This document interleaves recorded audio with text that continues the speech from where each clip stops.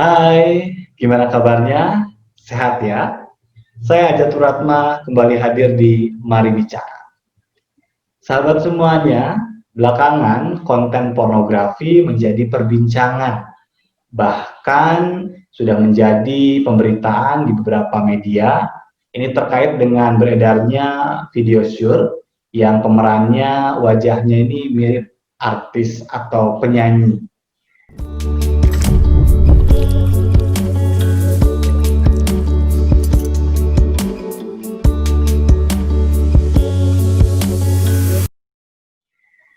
Nah, kalau berbicara tentang pornografi menjadi keprihatinan tersendiri tentu saja di tengah meningkatnya penggunaan internet masyarakat kita, terlebih di masa pandemi COVID-19 ini, ternyata akses terhadap konten porno ini juga meningkat.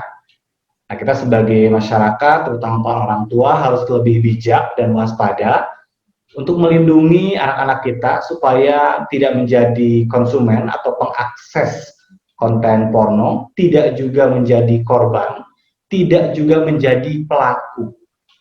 Bagaimana cara kita untuk bisa meningkatkan kesadaran kita tentang penggunaan media sosial, bagaimana cara kita menggunakan teknologi secara bijak. Nah, saat ini saya sudah bersama dengan sahabat saya. Beliau adalah Ketua Gerakan JBDK, Jangan Bugil Depan Kamera. Lewat sambungan Zoom, kita langsung sapa Peri Faruk. Gimana kabarnya, Kang? Alhamdulillah baik. Sehat ya? Alhamdulillah sehat juga. Baik, kita ngobrol santai. Ini lagi rame video 19 detik. Ya, Tapi betul. saya nggak bakal ngebahas tentang apa benar dia pemerannya atau bukan, tapi kita ingin coba membangun literasi karena ternyata konten porno yang bikin saya kaget oleh netizen dikasih tagline-nya itu pemersatu. Nih, Iya. sebetulnya kalau bicara tentang konten porno dalam pengamatan Kang Peri ini ya, Ya. gimana sih masyarakat ini mengkonsumsinya selama ini? Kalau melihat perkembangan di Indonesia, sebetulnya gerakan yang saya pimpin gitu ya, yang saya kembangkan yaitu gerakan Jangan Bugil Depan Kamera, Ya. dan arahnya adalah ke remaja, teknologi, internet dan hubungannya dengan pornografi. Itu sebetulnya sangat konstan gitu ya. Dalam arti sangat konstan mengkhawatirkan, sangat konstan tinggi gitu loh. Jadi di tahap pertama dulu kita adalah pengakses. Mungkin beberapa konten diakses dengan sangat masif gitu, oleh orang Indonesia gitu ya.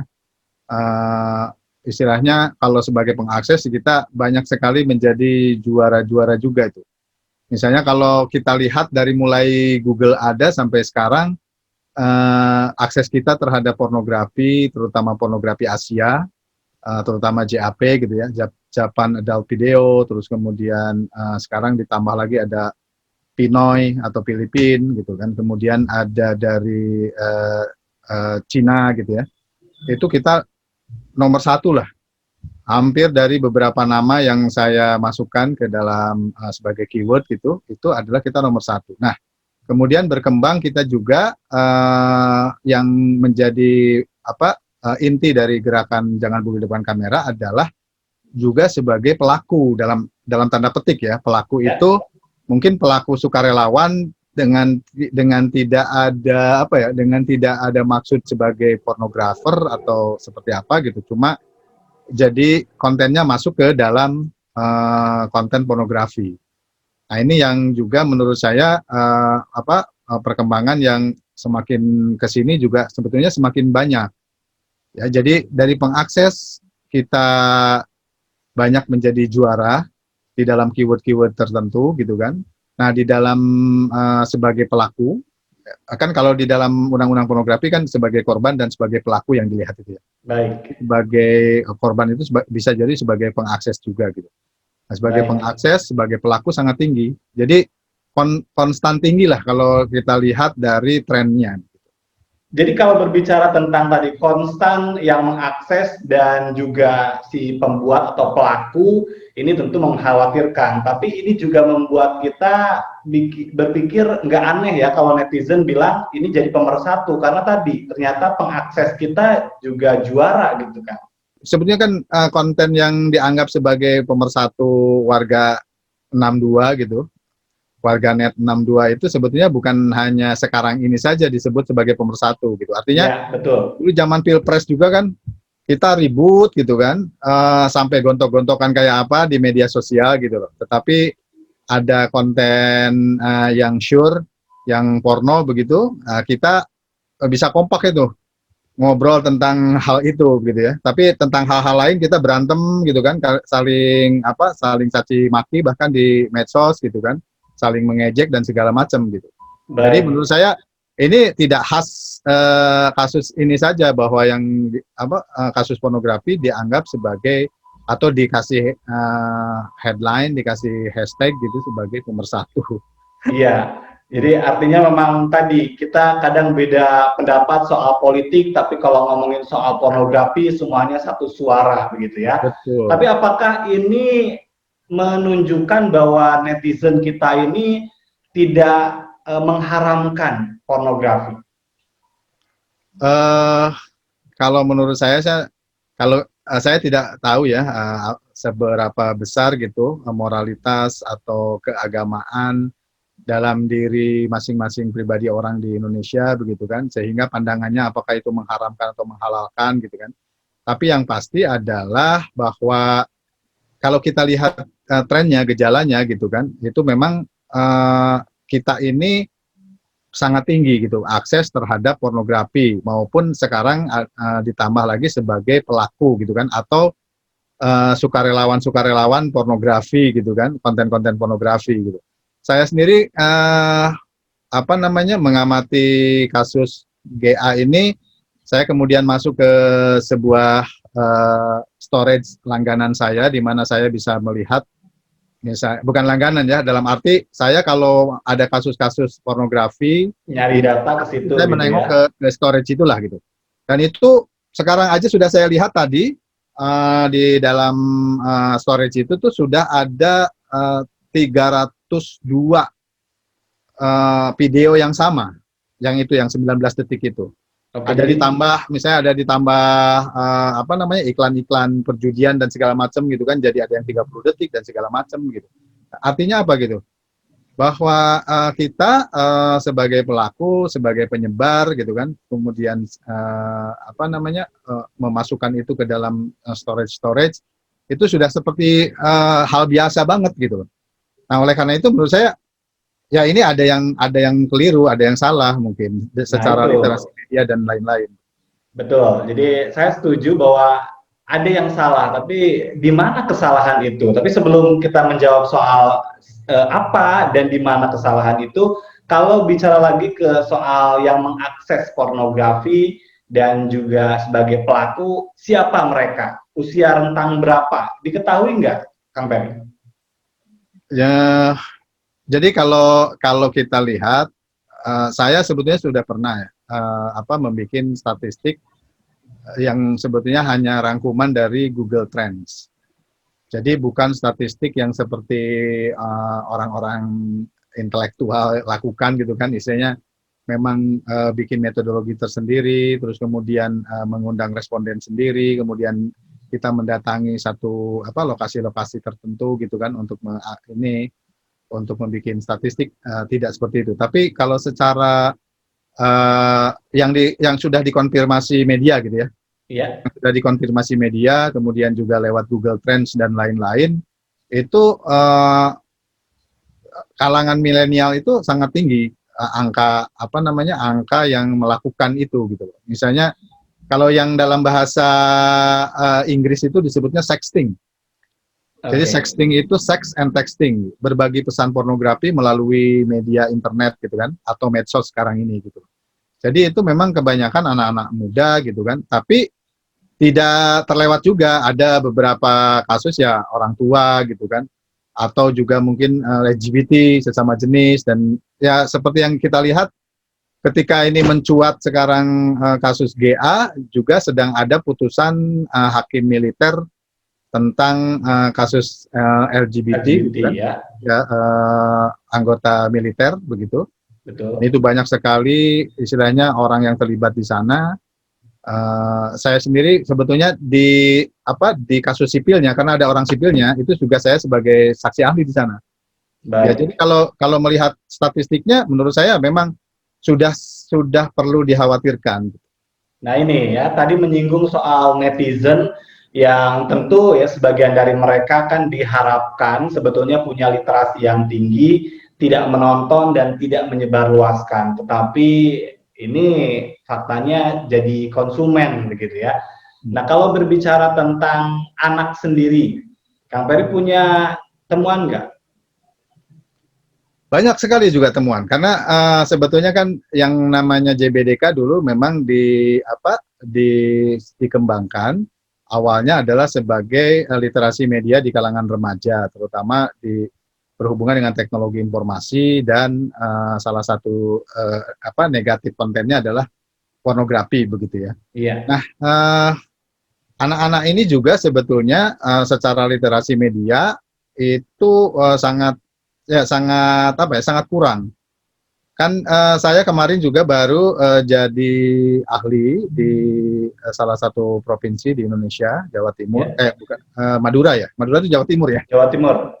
Ya, di Madura gitu kan, di Pamekasan, di kasus itu ada seseorang menyaru sebagai guru, kemudian menyuruh murid-muridnya untuk bertelanjang, dipoto gitu kan, kemudian melakukan hal-hal yang dalam tanda petik bisa dianggap sebagai adegan masturbasi atau dan segala macamnya gitu.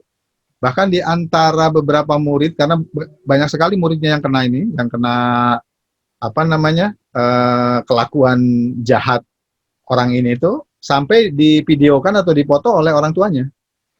Jadi kan istilahnya ini double nih. Iya. Literasi media juga literasi orang tua, plus juga mungkin literasi di bidang pendidikan atau di kalangan guru sangat penting sekali gitu. Betul. Saya juga baru kemarin 3 minggu yang lalu ya, saya juga diminta beberapa sekolah untuk kampanye, karena kan sekarang akses terhadap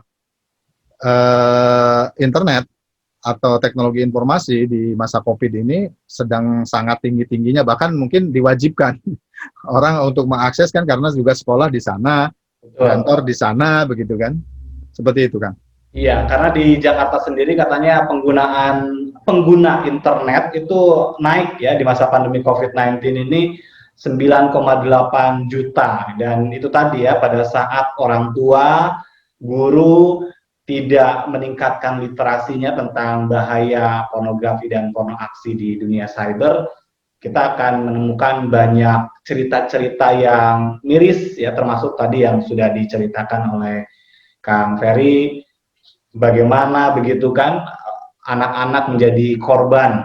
Tapi kalau bicara tentang bugil depan kamera, ini kan ada yang tadi memang ada pelaku yang memang sengaja memvideokan atau memoto telanjang begitu, tapi ada juga sebagian bisa jadi remaja yang dia kok masih ya dengan entengnya memperlihatkan bagian-bagian tubuh di depan kamera.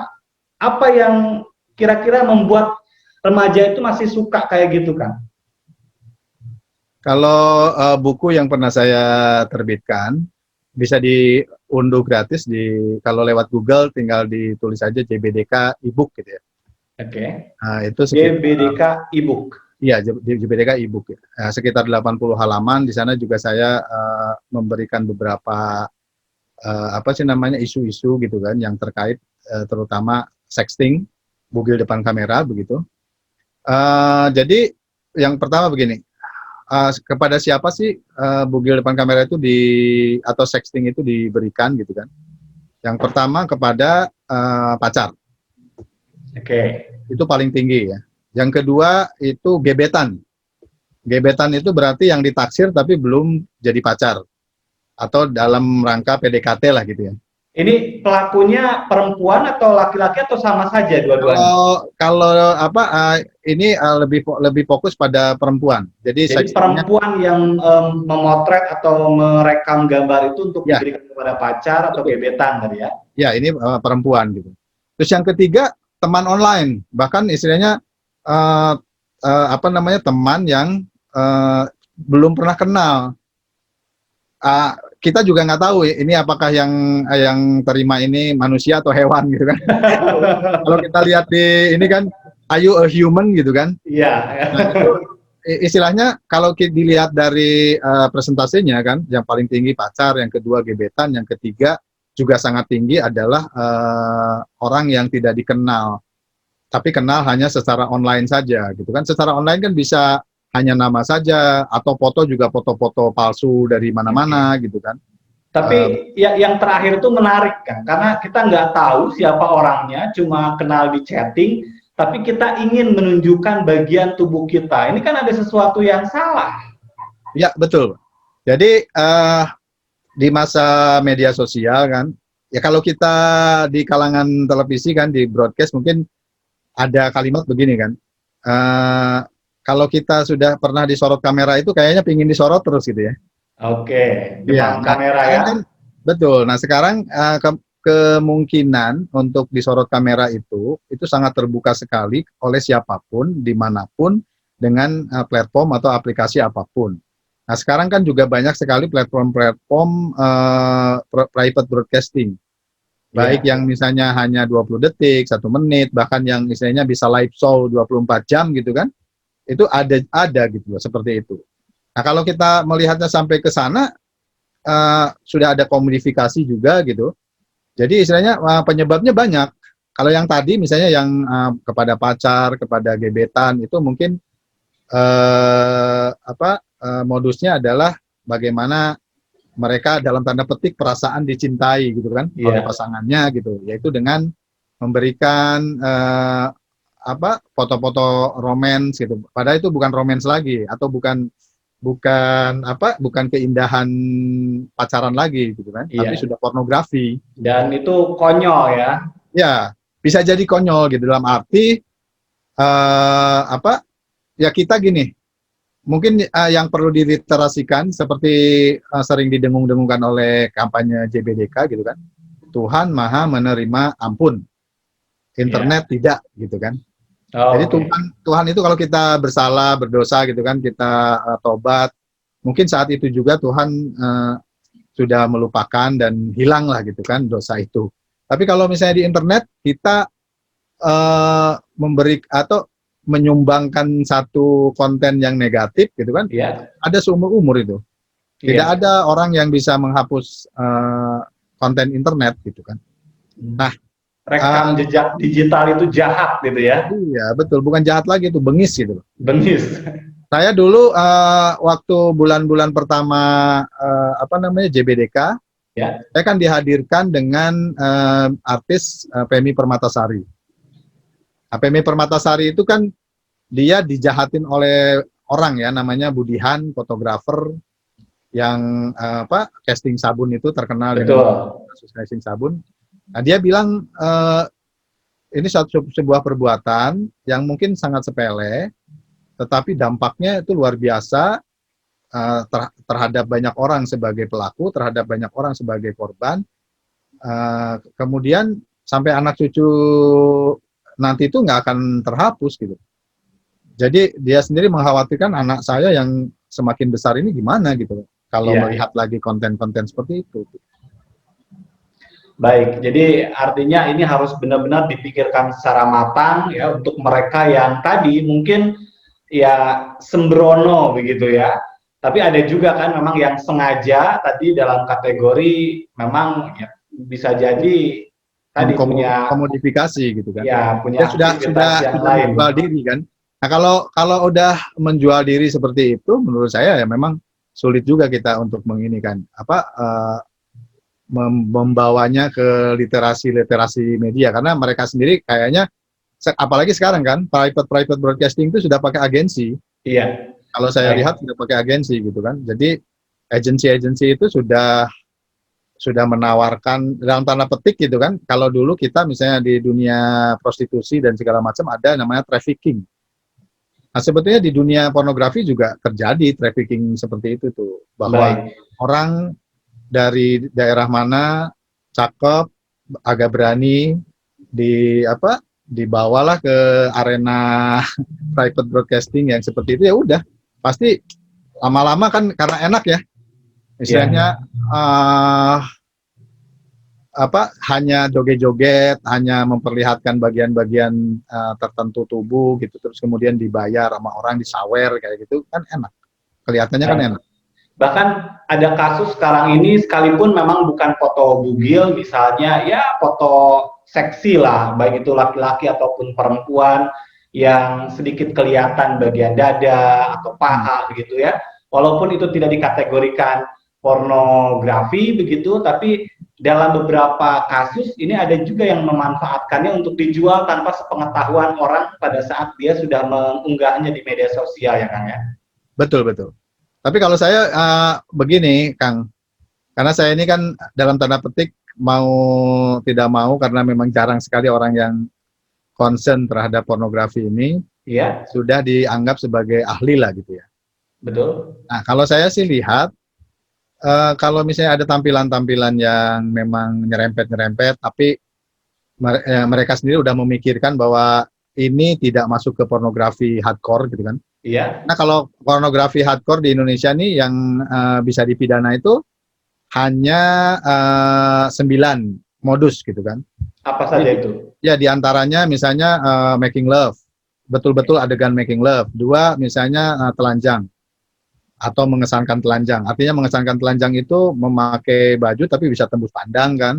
Kalau Oke. perempuan misalnya ada baju yang jaring ikan gitu, jadi pakai baju tapi ya transparan gitu. Warna Kemudian kulit atau sebagainya gitu ya. ya memperlihatkan alat kelamin, terus kemudian onani dan masturbasi, kemudian ada kekerasan seksual, kemudian ada pornografi anak, kemudian ada mempertontonkan aktivitas seksual, kemudian ada yang iklan layanan seksual begitu ya.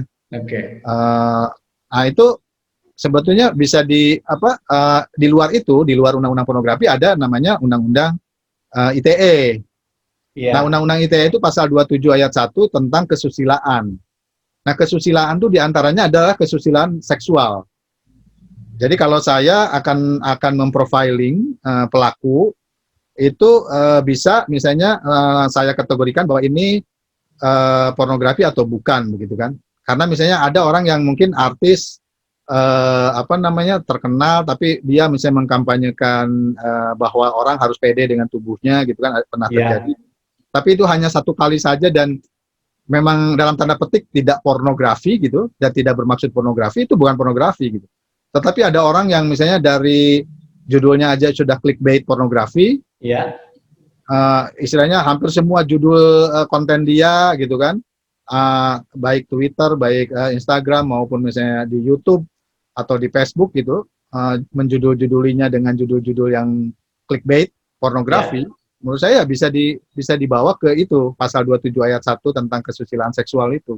Baik. Karena memang kita tahu ada beberapa kasus juga ya, seperti foto bugil tapi dalam konteks kampanye tadi untuk lebih percaya diri begitu kan. Tapi ada juga kan kita lihat beberapa dialog tentang katanya ada yang talk show nggak pakai daleman. Kalau kayak kayak gitu bukan pornografi.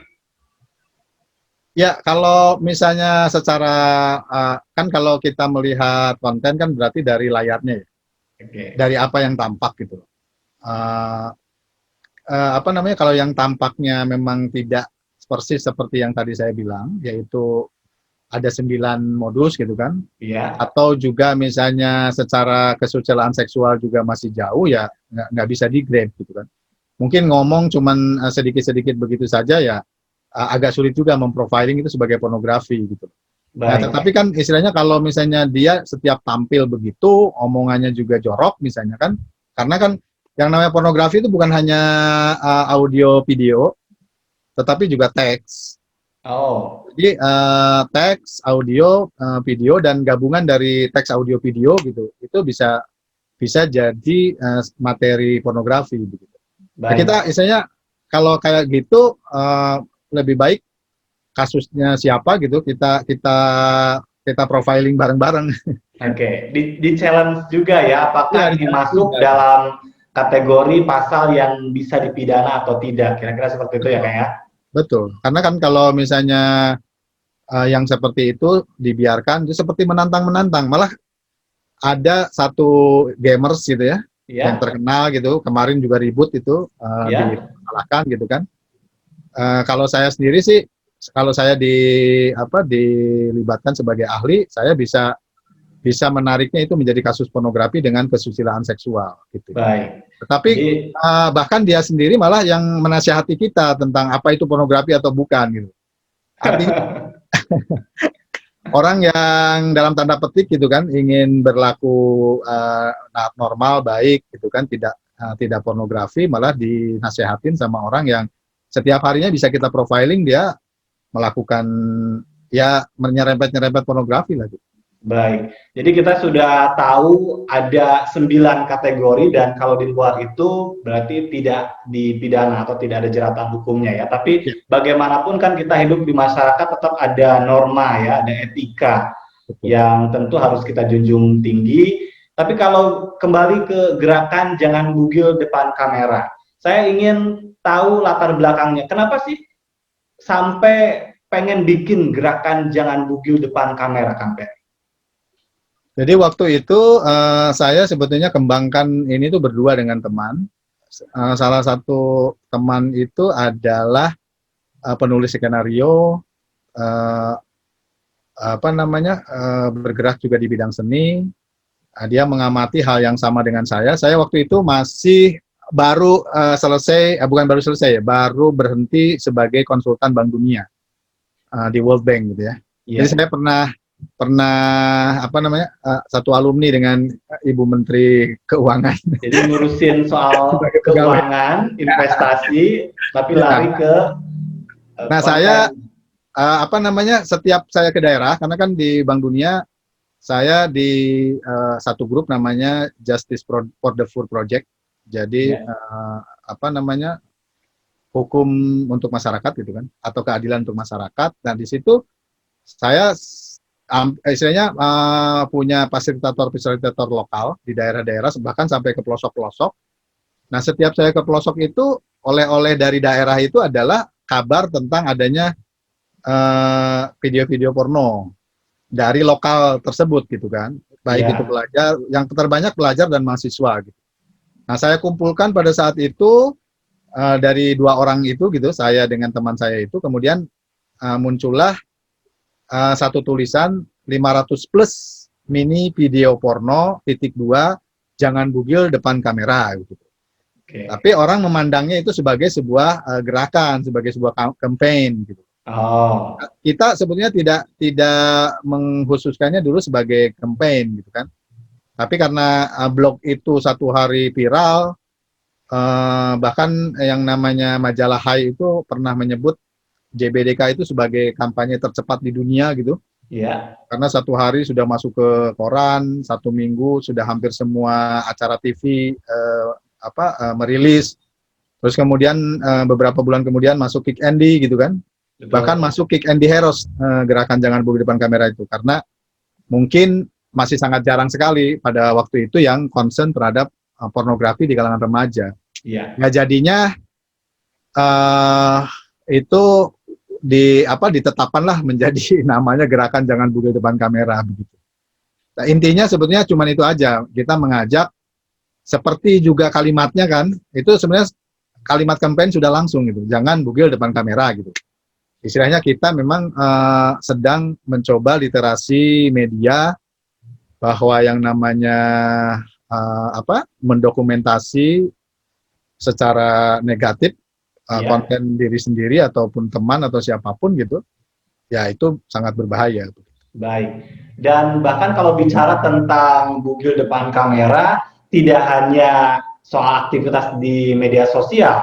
Kabarnya selama kita pernah memfoto sesuatu, merekam sesuatu walaupun sudah di-delete, itu sebetulnya bisa dikembalikan lagi di handphone kita yang mungkin bisa berpindah tangan. Apa betul seperti itu, Pak Iya, Taufik?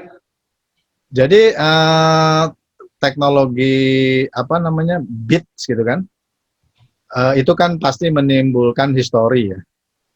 Nah, histori itu kan bisa berlapis-lapis. Misalnya dihapus ada histori dalamnya gitu. Kalau dalam bahasa manusia itu kan yang namanya kesadaran itu kan ada kesadaran permukaan, ada bawah sadar, ada Ya, superconscious gitu kan. Nah, menurut saya apa teknologi itu eh, semakin ke sini sebetulnya semakin berbahaya atau semakin apa ya? Semakin rawan bagi historical yang ada di apa yang mereka buat juga gitu. Nah, artinya kita atau di apa warga negara Indonesia gitu terutama remaja itu harus mengerti gitu bahwa kemampuan internet, media sosial, computerized gitu kan, teknologi informasi itu untuk mengabadikan histori, kemudian juga transferable. Jadi mentransfer itu sangat gampang sekali kan sekarang misalnya kalau dulu kan kita hanya berhubungan teks melalui SMS. betul. Kemudian ada MMS. Sudah di luar teks kan, sudah suara, sudah apa namanya? Sudah gambar. Nah, sekarang dengan misalnya Messenger baik itu WA, Telegram, Snapchat atau yang lain-lain atau bahkan semua media sosial juga sekarang kan ada messengernya. Itu Betul. kan bisa mengirim apa saja, Iya. mau teks, mau audio, mau visual, gitu kan, mau itu dalam bentuk still gambar atau movie kan. Jadi Iya. apa namanya? Lagi-lagi JBDK di awal itu hanya mengkampanyekan 3 hal, Kang. Iya, Jadi yang apa saja? pertama jangan membuat materi porno. Gitu kan itu walaupun untuk iseng-iseng diri sendiri gitu kan foto-foto terus Pokoknya jangan pernah ya. ya jangan pernah kan karena kalau misalnya kita bikin terus kemudian dihapus pun nanti ke bengkel bengkelnya nakal gitu Iya. yang servisnya nakal ya bisa dibangkitkan lagi gitu kan atau misalnya ada temen iseng pinjam 1 menit 2 menit jadi pornografi pertama yang viral dan di masa apa di masa digital gitu kan. Kalau dulu kan misalnya Bandung Lautan Asmara, Iya. terus kemudian Itu kan video DPD video ya. video Itenas kayak gitu kan itu Iya. orang harus sengaja beli alat-alat segala macam gitu untuk merekam. Iya. Nah, kalau yang pertama kali viral secara kalau dalam bahasa sekarang itu secara media sosial adalah video Putri Mojokerto. Jadi 25 sekitar 25 video apa foto. Jadi sekitar 25 foto telanjang bulat Putri Mojokerto gitu kan. Itu hanya dipinjam temannya gitu, laptopnya hanya dalam beberapa menit sudah beredar di internet. Oh, Iya. saya malah nggak tahu itu. Ya, yang Saya saya tahu saya yang itu penyanyi AL itu yang heboh itu. iya kalau kalau saya karena apa ya? Terpaksa nih Kang. Iya. Jadi Ya. terpaksa belajar Artinya bahwa tadi ya, pada saat kita meminjamkan kepada orang, tidak perlu waktu lama, pada saat kita pernah ya, bikin-bikin iseng-iseng, itu bisa sangat berbahaya gitu ya. betul. Ini misalnya kayak gini ya, ini HP kan. Ya, HP ini misalnya bisa dipinjam orang, betul. bisa tertinggal dimanapun, Ya, bisa dicopet, gitu kan, atau diambil orang, bisa di apa, bisa dibengkelkan, ya, ya, diservis, bisa juga masuk ke penegak hukum. Misalnya yang terjadi di kasusnya FH, gitu kan, yang ya, kemudian juga menyeret nama tokoh besar di Indonesia begitu, yang sekarang baru datang dari Arab Saudi, itu kan gara-gara kasus lain kemudian diperiksa HP-nya ternyata ada konten-konten seperti itu begitu kan. Ketika dikonfirmasi misalnya ada percakapan yang seperti apa begitu. ya, Jadi istilahnya banyak kemungkinan terjadi. terhadap gadget yang kita pegang, yang kita pakai. Nah, oleh karena itu menurut saya ya ingat tadi itu kalimat JBDK yang paling utama, Tuhan Maha menerima ampun, internet tidak, Iya, atau komputer baik. tidak. Itu yang pertama, jangan pernah sama sekali iseng atau apapun itu. Yang kedua apa, Kang? Yang kedua, jangan jadi penyebar, Oke, ya, karena istilahnya keisengan kita atau malah sok heroik gitu. Orang yang pertama tahu tentang kasus pornografi itu merasa heroik bahwa dia paling tahu dan dia kemudian men-share ke orang-orang. iya, Ya, sekarang kan men-share itu sangat gampang sekali ya, melalui link betul. atau melalui langsung videonya, misalnya langsung fotonya ke messenger kita gitu. Itu kan menurut saya kita harus memutus mata rantai penyebaran itu ya dengan apa? Dengan diri kita sendiri untuk mencoba tidak seperti itu gitu loh. Baik. Karena Tapi kan kalau untuk poin yang ini kan, bagaimana pendapatnya tentang kita rame-rame memperbincangkan soal video syur gitu. Itu kan juga membuat orang bikin penasaran, cari-cari. Apakah ini juga tidak boleh dilakukan atau bagaimana? ini saya apa ya namanya? Karena saya dulu statistik JBDK itu sering muncul di tiap-tiap ulang tahun JBDK gitu ya. Ya, Jadi ini salah satu contoh ya. Jadi mohon maaf saya menyebut nama, tapi memang ini sudah jadi kasus gitu kan. Jadi ketika nama Cut Tari atau misalnya Ariel Peter Pan atau Luna Maya sekalipun, secara internet ya pada waktu itu tidak dikenal oleh internet secara viral. Jadi kalau misalnya kita lihat di Google Trends itu namanya itu sebelum ada kasus itu mencuat itu datar saja di bawah. Jadi di grafik paling bawah dan datar saja. Tapi ketika kemudian muncul beritanya bahwa ada video yang bersangkutan begitu, tiga-tiganya itu menjadi seperti tiang listrik, Bang. Statistiknya itu. oke. Dalam waktu 1 minggu saja itu sudah mencuat melebihi istilahnya hitungan kalau bahasanya Google Trends itu sudah breakout, sudah nggak terhitung lagi lah gitu loh aksesnya. Nah Nyundul artinya gitu ya. ya artinya bahwa kepenasaran kita terhadap konten-konten negatif juga sangat tinggi. Jadi kalau Ya. misalkan Ajat masuk ke websitenya Kominfo yang aduan negatif aduan konten negatif, Iya. itu kan 98% isunya pornografi. 98%. Jadi yang lain-lainnya misalnya kekerasan, bullying, perjudian dan itu berebut yang 2% gitu. Karena Oke. 98%-nya itu pornografi, hal-hal yang seksual.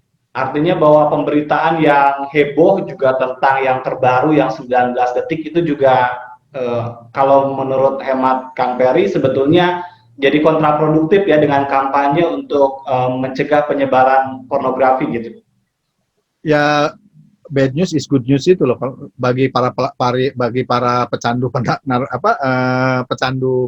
pornografi ada barang baru ya itu menjadi good news gitu kan. Oke. Mereka dan istilahnya kalau kita lihat statistiknya berarti kepenasaran kita yang saya bilang tadi itu kepenasaran kita terhadap konten-konten negatif pornografi terutama sangat tinggi.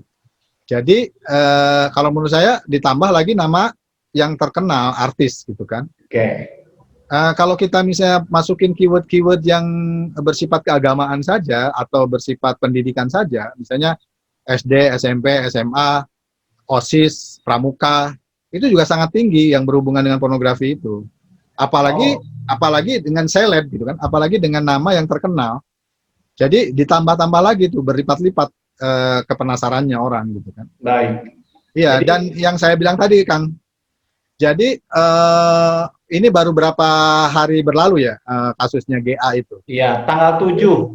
Betul, saya lihat di hari pertama itu hanya ada 3 sampai 4 konten yang memasukkan konten itu ke dalam satu storage pornografi. Sekarang saya lihat itu sekitar hampir 400 sekarang. 300 sekian lah gitu. Ya, karena mungkin ada juga sebagian yang memang bekerja dalam dunia, dalam tanda petik, bisnis pornografi ini ya. Ya, kalau di Indonesia begini, ini yang sedang saya, ini sebetulnya rahasia nggak rahasia gitu ya. Jadi saya dihubungi oleh pihak Bareskrim Cyber untuk mencoba mencoba gitu memproses itu pornografi yang melalui perjudian. Oh, Situs-situs perjudian lah gitu, aplikasi-aplikasi perjudian di internet. ya. Itu kan untuk supaya mereka didatangi aplikasinya atau situsnya gitu, itu mereka memixnya itu dengan pornografi. Oh, jadi buat semacam teaser atau penarik begitu ya? Ya, jadi kalau misalnya sekarang itu kalau kita lihat yang saya sebutkan tadi di storage pornografi dengan judul misalnya Giselle gitu ya, mohon maaf Ya. saya sebutin nama karena memang Mirip ya. viral gitu ya. Nggak, kalau di video-video kan udah nggak disebut lagi mirip Giselle. Oh, oke. Tapi kan misalnya Giselle gitu ya. Nah, itu ada yang 19 detik, jadi murni yang beredar pertama gitu kan. Ada yang 30 detik, ada yang 1 menit. Ya, yang tambahan-tambahannya itu adalah di iklan-iklan. Oke. Jadi iklan-iklan yang saya bilang tadi, iklan-iklan kencan gitu ya, situs-situs kencan, iklan-iklan private broadcasting, iklan-iklan perjudian begitu loh. Ya, Baik. jadi intinya kalau kita mau melihatnya ke arah korban atau pelaku gitu kan. Misalnya di sini kan kita belum punya keyakinan gitu kan, karena yang bisa meyakinkan kita bahwa itu tuh Giselle atau bukan hanya pengadilan kan. Iya. Jadi tapi misalnya orang sudah memakai judulnya dengan nama itu, memviralkannya dengan nama itu gitu kan. Kemudian dia juga tidak mendapatkan apa-apa dari sana, tapi dia menjadi penarik dalam tanda petik rezeki orang gitu. Iya. Rezeki orang lewat Dimanfaatkan juga ya. Ini jahatnya. Dan makanya tadi lagi-lagi ya, kita jangan deket-deket sama itu. Tapi di sisi lain kalau kita memang benar-benar jadi korban, ini juga perlu ada perlindungan juga ya untuk mereka yang dimanfaatkan untuk bisnis-bisnis tertentu gitu ya. Iya. Baik. Yang ketiga apa, Kang? Nah, yang ketiga itu yang pertama tadi jangan membuat video porno ya, atau materi konten negatif. Yang kedua jangan jadi penyebar. Yang ketiga ini yang mungkin perlu keikhlasan warga 662. Kalau kita sudah punya, hapus saja. Oke. Karena begini, Kang, kebanyakan anak atau cucu atau ponakan mengakses pornografi secara survei dari JBDK itu yang pertama dari keluarga dekat sendiri, yaitu dari orang tua, dari paman, dari kakek gitu kan. Kalau dulu kan misalnya suami istri sudah punya anak, tapi mereka misalnya ingin nonton porno, kaset atau CD, DVD gitu kan, disimpan di lipetan-lipetan baju lah, di dalam lemari, di bawah koran lah, segala macam gitu kan. Kalau zaman kita itu seperti itu. Nah, sekarang kan di dalam gadget. Nah, anak-anak itu kan cetek, cerewet teknologi gitu loh. Iya. Orang tuanya kan gaptek gitu, gagap teknologi. Jadi kalau misalnya orang tua berusaha menyembunyikan konten-konten seperti itu, terus kemudian anak bisa membukanya, ya terbuka semuanya bagi anak-anak itu gitu. Baik, dan jangan bilang bahwa kita ingin juga menyelamatkan anak kalau kita sendiri menyimpannya itu, karena satu waktu anak bisa jadi menjadi konsumen dan itu bisa mempengaruhi perkembangan otak dan mental mereka. Betul. Dan saya nih sekarang sedang memproses sebagai ahli gitu. Ya. Itu pornografi anak hanya koleksi. Jadi dia belum belum ada bukti bahwa dia sebagai pelaku di dalam atau sebagai model di dalam atau sebagai objek di dalam video dan foto-foto gitu, tetapi dia mengkolek. Nah, pornografi anak ini kan kalaupun sebagai kolektor gitu, sebagai penyimpan, Ya, itu nggak ada ampun kan. Kalau sudah melibatkan nama anak gitu kan, pornografi anak gitu, itu 3 kali lipat ya. hukumannya gitu. Jadi Jadi artinya kita pun, kalaupun kita ngumpulin gitu ya video, mungkin dapat dari mana, dan itu ada kaitan dengan anak, maka kita akan terkena pidana, gitu ya. oh, iya betul. Jadi istilahnya ada lebih dari 20 kata kerja atau perbuatan yang bisa bisa dikriminalkan gitu kan terhadap Oke, orang, terhadap pelaku itu di dalam undang-undang pornografi. Jadi dari baik, mulai membuat, memproduksi, menyimpan, mengcopy, mengunduh, mengupload, memperdengarkan, mempertontonkan, menjadikan orang lain sebagai objek atau model pornografi, menjadikan diri sendiri sebagai objek peran pornografi, memfasilitasi, mendanai dan segala macam, ada 20 lebih, Kang. Jadi baik. istilahnya yang mencuat sekarang kan di kasus-kasus pornografi baru penyebar gitu ya. Ya, Tapi misalnya di kasus Ariel kan, Ariel sendiri sebagai lalai ya. buat gitu kan dianggap lalai. Ya, Nah, apa namanya? eh Kalau melibatkan orang sebenarnya juga nggak perlu lalai, Kang. oke. Jadi kan ada orang lain di situ. Jadi istilahnya nggak bisa itu memakai kekecualian pasal 4 ayat 1 gitu, bahwa menyimpan dan memiliki untuk kepentingan sendiri itu dibebaskan dari pidana. Enggak. Jadi kalau ada orang lain sudah bukan kepentingan sendiri gitu. Yang disebut, kalau saya ya sebagai ahli Ya, menafsirkan, yang pertama gitu, misalnya gini, saya punya istri nih, atau punya istri gitu kan, pengen diabadikan secara lukisan gitu kan, dilukis telanjang gitu kan, saya simpen di kamar sendiri gitu. Uh, itu bisa pakai kekecualian itu gitu loh. Tetapi kalau misalnya kita ngapa-ngapain dengan orang lain, di situ ada orang lain, direkam, kemudian juga transferable, gampang sekali beralih gitu kan, media ya, itu, menurut saya susah untuk dikecualikan dari pasal itu. Begitu. baik. Ya, jadi ada hal bijak yang harus dilakukan. Pertama, jangan pernah membuat sama sekali, kemudian jangan menyebarkan, dan kalau punya, hapus sekarang juga, gitu ya. Iya. Baik, tapi kalau berbicara tentang penguatan literasi, bagaimana cara kita untuk bisa mengurangi ya penyebaran konten pornografi dan porno aksi? Kita tadi ke pertanyaan di awal, apa yang salah dan apa yang harus dilakukan untuk memperbaikinya? Terakhir, Kang Ferry. Ya, jadi begini, yang pertama ya, karena kita ini bukan hanya bukan hanya sudah sebagai pengakses, tapi juga sudah maju, bukan maju ini ya, mundur gitu, mundur sebagai pelaku juga begitu. Nah, Iya, menurut saya yang pertama adalah literasi media. Ya, literasi media di kalangan kita itu harus diperkuat.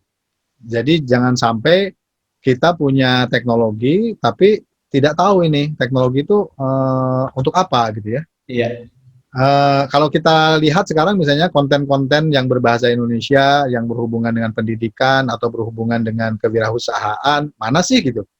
Kenapa gitu kan? Kalau orang misalnya disuruh, ya udah kamu main internet sana, daripada kamu uring-uringan gak karuan gitu kan, atau misalnya nggak usah main jauh-jauh gitu, udah di rumah aja nih main gadget gitu kan. Tapi apa sih konten yang diakses oleh anak-anak kita gitu, oleh remaja kita, oleh mahasiswa kita, oleh orang yang mau berusaha di sana gitu kan, iya, masih sangat minim gitu loh. Jadi menurut saya lebih baik juga mengkampanyekan literasi media itu harus dibarengi juga dengan penumbuhan atau pengembangan konten-konten yang berbahasa Indonesia. Kalau misalnya Kang Ajat pergi ke situs-situs di pemerintahan Amerika ya, itu iya, ada pasti. Misalnya page khusus untuk anak-anak, walaupun itu misalnya berbicara tentang Kementerian Pertahanan, Kementerian Perdagangan, Kementerian Hukum, Kementerian apa gitu ya. Iya. Itu ada mereka konten khusus untuk anak gitu kan, atau page khusus untuk anak gitu. Nah, kita sekarang misalnya kalau guru gitu ya, anak-anak besok minggu besok semua nulis paper, nulis makalah gitu kan, nulis tulisan, coba tulis tentang serangga gitu. Nanti anak-anak kan ketik tuh di Google, di googling gitu kan, tentang serangga. Nanti yang keluar kan misalnya kupu-kupumanis.com, kupu-kupumalam.com, kumbangmanis.com gitu kan, segala macam yang jadi salah satu strategi pornografer atau pebisnis pornografi untuk mencari pelanggan-pelanggan baru di kalangan anak-anak muda gitu adalah dengan mengenerikkan situs-situs mereka dengan keyword-keyword yang sangat dekat dengan anak-anak, dengan pendidikan, dengan hal-hal yang biasa, Tahu-tahu masuk aja gitu ya. Dengan hal-hal yang trending gitu kan, misalnya kartun-kartun atau film-film anak-anak. Bahkan dulu kan misalnya nama-nama terkenal, bahkan dulu yang namanya Gusdur. Apa aja itu sudah jadi portal terhadap link-link pornografi gitu kan misalnya. Jadi kalau Kang Ajat misalnya nih, Kang ajatwiratma.com gitu kan, sebaiknya beli. Kalau Kang Ajat terkenal nanti dipakai sama orang lain juga. Foto-foto sure gitu. Karena kan ya, tapi ini membuka satu pemahaman begitu ya, karena bagaimanapun tadi jangan juga kita dengan polosnya mengantarkan anak pada aktivitas internet tanpa dibarengi dengan ya pemahaman kita tentang isi dari internet gitu ya. Karena bisa jadi petunjuk kita membahayakan mereka. Betul. Jadi menurut saya ada tentang kontennya, ada tentang literasinya gitu kan.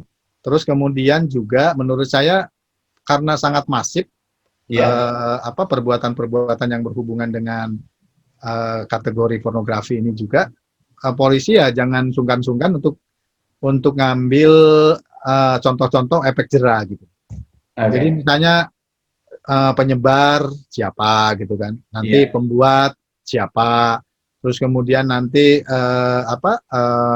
yang suka membagi-bagikan gitu kan lewat, bukan sebagai, saya tadi bilang di salah satu TV, saya bilang jangan hanya penyebar yang pertama saja yang coba dibidik gitu. Iya, tapi yang lain juga supaya tadi memberikan efek jerah gitu ya. Iya, biar efek jerah. Jadi contoh-contoh perbuatan yang ada di undang-undang pornografi itu kalau ada contoh-contohnya, oh si ini sebagai ini sudah pernah dihukum, si ini sebagai ini sudah pernah dihukum gitu kan, sebagai model, menjadikan orang model, menjadikan dirinya sendiri model gitu kan, menawarkan layanan seksual, mempertontonkan aktivitas seksual, kayak misalnya kalau saya lihat video-video, mohon maaf ya, bukan saya diskriminasi terhadap satu model tampilan gitu. Tapi tampilan misalnya dangdut-dangdut yang agak seronok gitu kan, yang sampai misalnya jogetnya itu memperlihatkan daleman, jogetnya jadi seperti orang sedang aktivitas seksual. Nah seperti itu juga dikasih lah ini gitu kan. Sebenarnya nggak usah ditangkapin semua. Dikasih peringatan aja, disuratin gitu. Dikasih surat gitu ya, bahwa Anda kemungkinan bisa diperkarakan gimana gitu. Menurut saya itu orang sudah wanti-wanti, sudah. Kita berharap ya untuk penegak hukum bisa memberikan efek jerah sebagai edukasi juga kepada masyarakat supaya ya tadi kita bisa kembali maju setelah mundur begitu kan, karena tidak hanya sebagai konsumen tapi juga sudah sebagai pembuat. Maka penting juga memang penegakan hukum, dan sepertinya kasus-kasus terbaru yang muncul sekarang ini juga satu kesempatan ya, momentum untuk kembali menguatkan bagaimana penegakan hukum itu dilakukan, bagaimana juga literasi masyarakat ditingkatkan, termasuk juga pengawasan para orang tua untuk bisa menyelamatkan anak-anaknya. Kira-kira gitu ya Kang ya? Iya, betul. Baik, terima kasih. Kita ketemu lagi nanti ya, kita ngobrol-ngobrol lagi hal yang lain. Siap. Baik, terima kasih. Sehat selalu. Sami-sami. terbuka, mudah-mudahan bisa menambah pemahaman kita, dan mari kita bersama-sama meningkatkan literasi media kita supaya menjadi masyarakat yang cerdas. Poinnya cukup jelas tadi yang dikampanyekan oleh Jangan Bugil Depan Kamera adalah tidak membuat, tidak menyebarkan, dan kalau Anda memiliki, hapus segera. Mudah-mudahan bermanfaat obrolan saya malam hari ini. Sehat selalu, saya Ajatul Ratma, sampai jumpa.